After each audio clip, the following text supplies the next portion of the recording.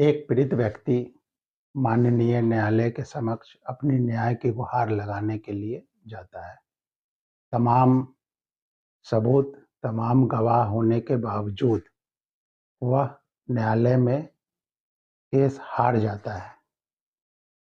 मैं एडवोकेट राजेश कुमार आज बात करने जा रहा हूं कि माननीय न्यायालय के समक्ष ऐसा क्या ना करे जिससे आप केस हार सकते हैं।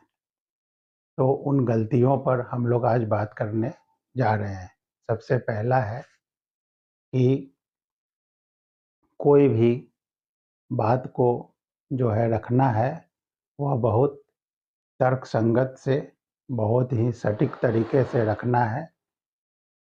गवाह को पेश करना है ताकि माननीय न्यायालय उसकी गंभीरता को समझे और जजमेंट आपके पक्ष में जाए।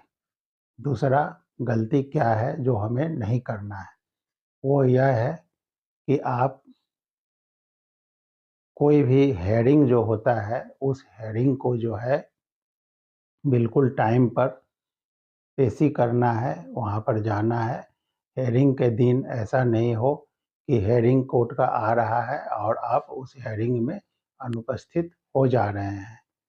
अगर कभी काल बहुत ज़्यादा ज़रूरी होता है तब हम हेयरिंग को जो है उसमें अनुपस्थित हो सकते हैं, लेकिन उसके लिए भी हमें क्या करना होगा, टाइम पेटिशन देना होगा। टाइम पेटिशन देना है, लेकिन इसका मतलब यह नहीं है कि हर छोटी चीज़, हर छोटी काम जब पड़े तो उसके लिए हम टाइम पेटिशन लगा दें।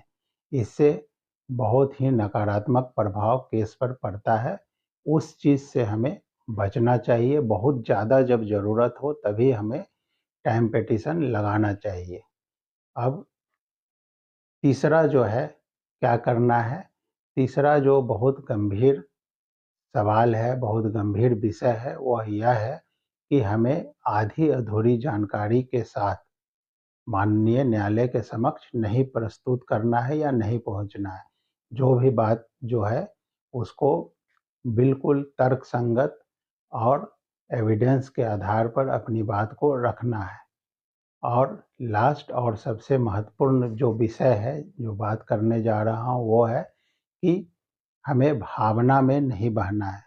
क्योंकि न्यायालय के समक्ष जो है कोई भी जब पेश किया जाता है, केस प्रस्तुत किया जाता है, तो वो साक्ष्य के आधार पर चलता है।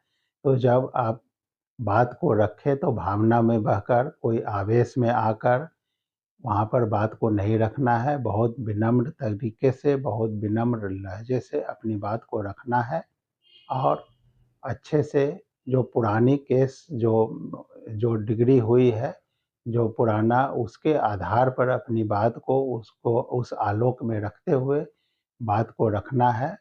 और धारा के तहत पूर्व में जो जजमेंट हुआ है उसके आलोक में बात को रखते हुए अपनी बात को पेश करना है, ताकि बात जो है आपका ज़्यादा वेट के साथ जो है वहाँ पर उपस्थित हो और आप केस को जीत सकें।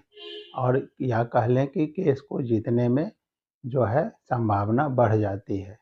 तो इन सभी बातों को हमको माननीय न्यायालय के समक्ष ध्यान देने की ज़रूरत है। अगर आपको अन्य किसी विषय